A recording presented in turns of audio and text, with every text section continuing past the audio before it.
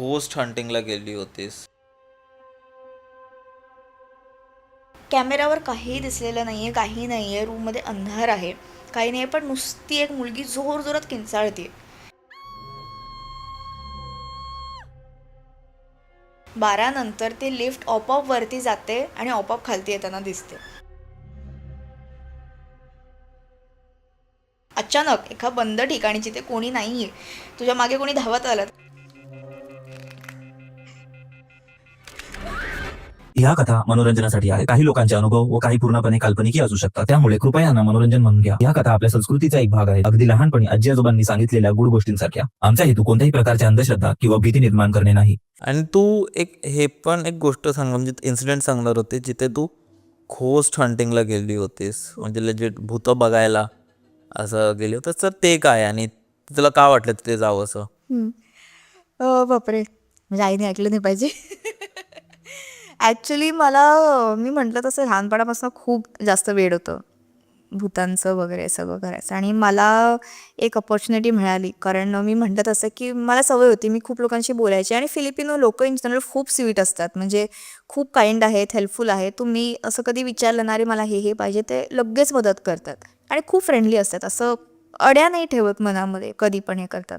तर मी अशामुळे खूप लोकांशी बोलली होती. आणि मी एकदा असंच सर्च करता करता मला यूट्यूबच्या कुठल्या तरी चॅनलच्या खाली एक, आपण म्हणतो ना की कमेंट्समध्ये आपण बोलत असतो, तर एका माणसाची चॅट करता करता तिथे मला एक सापडला. तो बोलता, अरे अरे आम्ही विचार करतो स्टार्ट करायचं. सो त्यावेळी ते फाउंड करत होते तिकडची सोसायटी, ठीक आहे, दबाव पॅरानॉर्मल सोसायटी म्हणून होती ती. त्याचं फाउंडिंग चालू होतं त्यांचं. बोला आम्ही विचार करतोय, आपण घोस्ट हंटिंग टूर्स करूया, आपण जाऊ शकतो. म्हटलं अरे वा, आपण जाऊ शकतो, आपण ते इथं मजा मजा येईल, काहीच इश्यू नाही आहे. तर मी म्हटलं ठीक आहे जाऊया. मग तिकडे मला खूप सारी लोकं भेटली आणि त्यांनी इनिशियली एक, तर मी त्या पार्कचं नाव नाही घेणार, कारण अगेन ते खूप फेमस पार्क आहे आणि माझी इच्छा नाही आहे, मला ते डिफेम नाही करायचं आहे, ठीक आहे. तर तिकडे आम्ही एका पार्कला भेटायचं ठरलं. मला आधी काय वाटलं की तिथे फक्त जायचं आहे, भेटायचं आहे आणि मग मे बी ते सांगतील की बाबा काय कुठे की तिकडून दुसरीकडे जायचं आहे. बट मला कळलं की त्या पार्कमध्येच आपल्याला करायचं आहे. तर मी म्हटलं अरे, मी इतकी वर्ष झाले या पार्कमध्ये येते आहे, मी इथे भटकते आहे आणि खूप छान पार्क आहे. त्यांनी आतमध्ये इतकं छान इकोलॉजिकल सगळं रिझर्व केलं आहे, मोठी मोठी झाडं आहेत, पॉन्ड्स आहेत, सगळं केलं आहे. अरे मला तर कधी काय जाणवलं नाही, हे कसं काय झालं, कुठून आलं आहे. बोलले ठीक आहे आपण भेटू. आणि आम्ही आय थिंक 5 का 6 जण होतो एका ग्रुपमध्ये आणि अजून 2 जण येणार होती, पण ती आली नाही, भीती वाटली. सो ते बॅकआउट झाले. आणि आय थिंक ती आमची दवामधली पहिली घोस्ट हंटिंग ट्रिप होती त्या ग्रुपची, जी आम्ही जाणार होतो. तर ते आम्हाला पार्कच्या एका दुसऱ्या साईडला घेऊन गेले, जी by the way public access नाही आहे तिकडे आता त्या साईडला. तर तिकडे मग एक मोठी बिल्डिंग होती, 3 मजल्याची असेल आय थिंक. आणि प्रत्येक फ्लोअरवर 7 का 8 रूम्स असतील असं. आणि 3 म्हणजे आडवी अशी आणि मोठी अशी 3 मजल्याची बिल्डिंग होती. तर ग्राउंड फ्लोअरवर एक त्यांनी रूम ओपन केली होती आणि तिथे जे ओनर होते, ज्यांनी फाउंड केली आहे ही सोसायटी, ते बसले होते. आणि मग आमचं गाठभेट झाली, आम्ही बोललो वगैरे सगळं. आणि त्यांनी पूर्ण जे घोस्ट हंटिंग टूर्स घेतात किंवा पॅरानॉर्मल टूर्स घेतात, त्यांनी सगळे असे इक्विपमेंट्स असे मांडून ठेवलेले छान टेबलवर.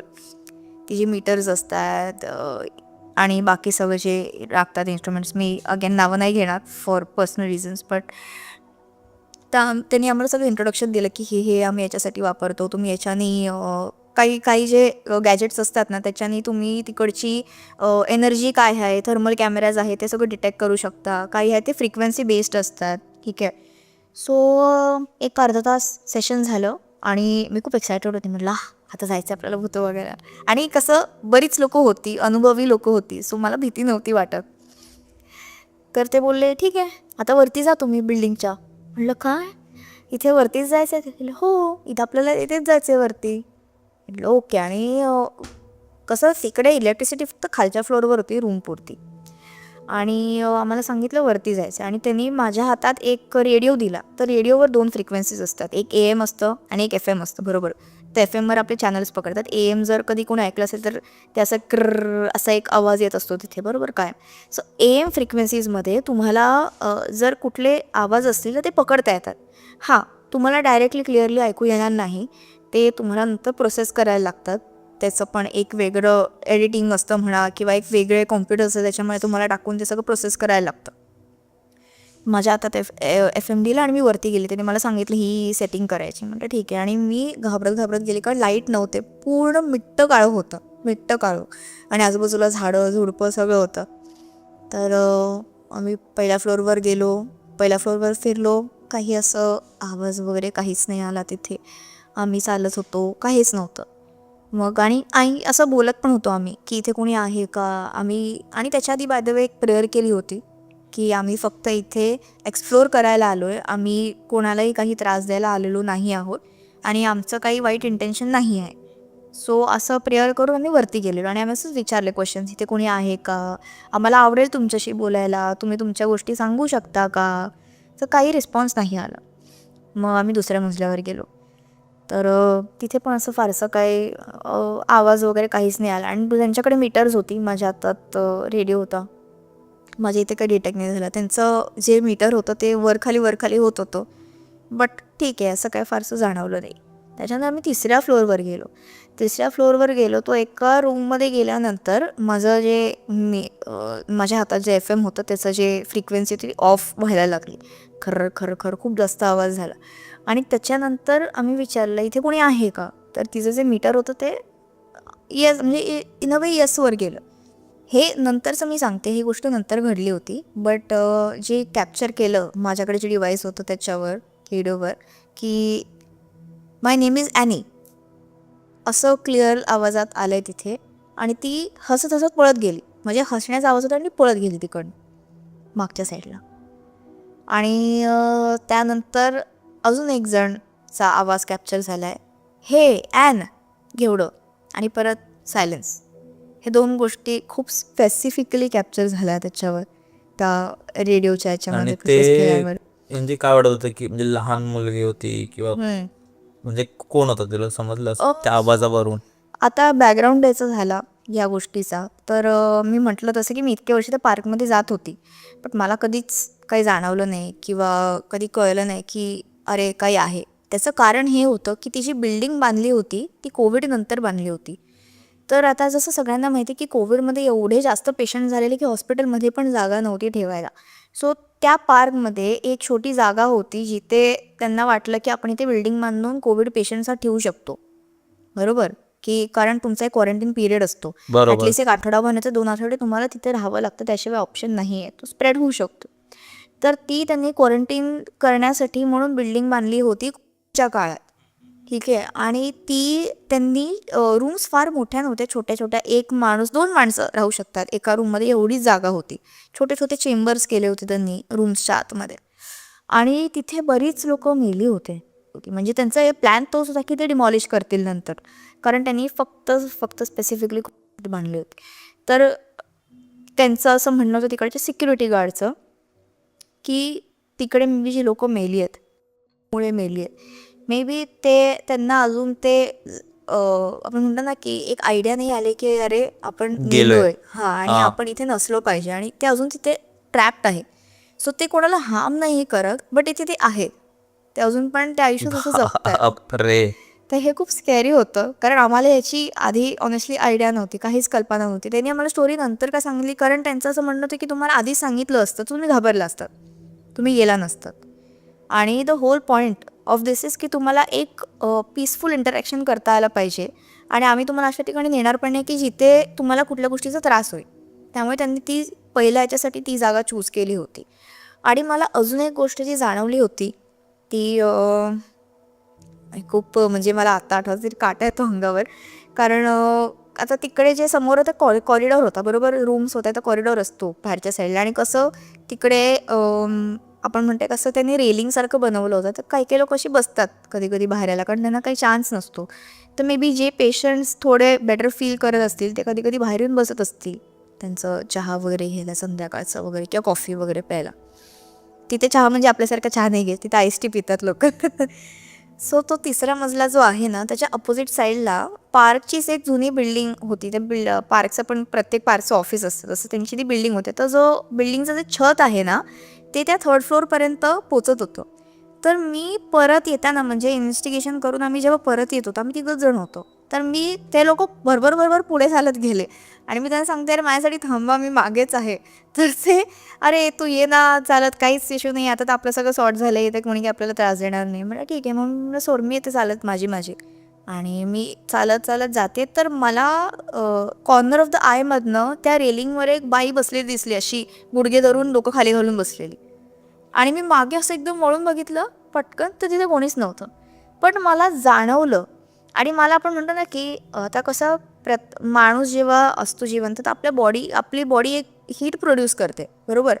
तर तिथे वातावरण रात्रीचं असल्यामुळे गार होतं. मला त्या स्पॉटवर स्पेसिफिकली जाणवलं की हीट येते. हां, गरमीचा एक तो आपण म्हणतो ना की हॉटस्पॉट ज्याला म्हणतात, तो जाणवला मला तिथे. मी गेली खाली. मी म्हटलं जाऊ दे, इथे आपल्याला बघायची गरज नाही, मे बी बसली असेल ती तिथे तिची. सो हा एक होता अनुभव. आणि त्याच्यानंतर आम्ही खाली पण एका ठिकाणी गेलेलो. आणि फनी पार्ट हा होता की आम्ही ज्या रूममध्ये होतो, ती रूम होती, त्या रूममध्ये असं म्हणायचे की त्या रूमचा दरवाजा आपोआप उघडायचा आणि बंद व्हायचा, ज्या रूममध्ये आम्ही बसलो होतो सगळे इक्विपमेंट्स वगैरे हे करून. तर मे बी मिस्चिवियस कुठली एंटिटी असू शकतं. हे एक गोस्ट हंटिंगचं मी असे 2 का 3 केले. आणि गोस्ट हंटिंग झाल्यानंतर असं म्हणतात की तुम्ही कुठल्याही जागी जाऊन आलात. आता हे तिकडचं मान्यता आहे, आपल्या इथे मानतात की नाही मानतात मला ऑनेस्टली माहिती नाही. की तुम्ही एका ठिकाणी जाताना, तर तुम्ही जर त्या जागेवर गेलात तर डायरेक्ट घरी जायचं नाही, असं त्यांचं म्हणणं असतं. कुठेतरी मध्ये थांबा, तुमच्या घरापासून लांब थांबा. म्हणजे कुठेही थांबू शकता. मग तुम्ही एका फूड जॉईंटवर थांबा, एका इटरीमध्ये थांबा, 7-Elevenमध्ये जा, कुठं कन्व्हिनियन्स स्टोअरमध्ये जा, कुठेही जा. पण तिथे ॲटलिस्ट एक अर्धा पाऊण तास थांबा आणि मग परत घरी जा. कारण तुमच्या पाठीपाठी कोणीतरी येऊ शकतं, एंटिटी अटॅच होऊ शकते, आपण सांगू शकत नाही. सो ते अवॉइड करण्यासाठी, त्या एंटिटीला मिसलीड करण्यासाठी तिकडे हे गोष्ट प्रत्येकजण प्रॅक्टिस करतं. त्यांना जर जाणवतं की अशा ठिकाणी आपण जाऊन आलो आहे, तर ते मग दुसऱ्या ठिकाणी जातात, तिथे थांबतात आणि मग घरी जातात.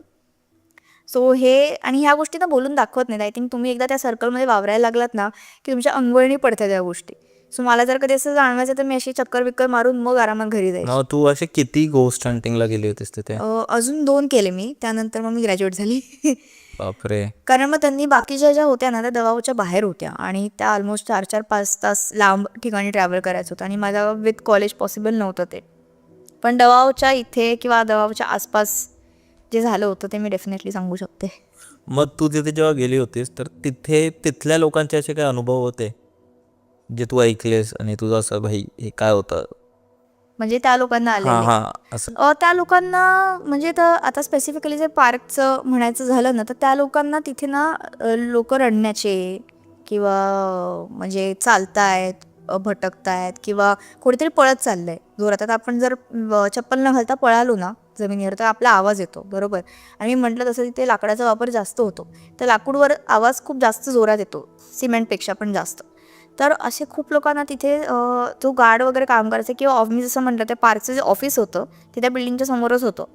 तर त्या लोकांना असे खूप आवाज यायचे आणि रात्री खूप म्हणजे, आणि असं पण नाही की रडणं म्हणजे आपण म्हणतो ना की खूप सॅड होऊन रडतायत ते, की आयुष्य असं काय आपलं, असं का होतंय, असं खूप त्यांना जाणवलं. आणि 1-2 वेळा तर असं पण झालं की ते बिल्डिंगमध्ये जायचा प्रयत्न केलेला ना, तर त्यांना जाऊ नव्हतं दिलं. म्हणजे आपण म्हणतो ना की कोणीतरी शिळ्यांवरनं खालती पडतंय किंवा कोणाच्या तरी मागणं असं चालता शोल्डर असं टॅप करतंय, बापरे. असं जाणवलंय. त्यामुळे मग त्यांनी ठरवलं की आपण बोलवूया इथे कुणाला तरी, की अरे बघून घ्या एकदा काय आहे का. आणि मग कसं असतं की आय थिंक आता आपल्या इथे सुद्धा कसं की प्रेयर म्हणतात, असं तिकडे सुद्धा ते लोक प्रेयर म्हणतात. तिकडचं आपल्या ते गोमूत्र शिंपडतात, तिथे ते लोक होली वॉटर शिंपडतात आणि मग एक प्रेयर करून तिकडे आपण उदबत्ती लावतो, तिथे ते लोक सेज वगैरे लावतात आणि प्युरिफाय करतात तिकडची जागा आणि मग निघून जातात, की तुमच्या आत्म्यांना शांती मिळो. आपण जे करतो तसं की तुम्ही जर्नी पुढे कंटिन्यू ठेवा. तर हे सगळं करतात. पण हे आम्ही असताना नाही करत. तिकडे ते लोक वेगळ्या लोकांना बोलवतात नेक्स्ट डे, की चर्चमधनं वगैरे येतात त्या लोकांना, असं हे करतात.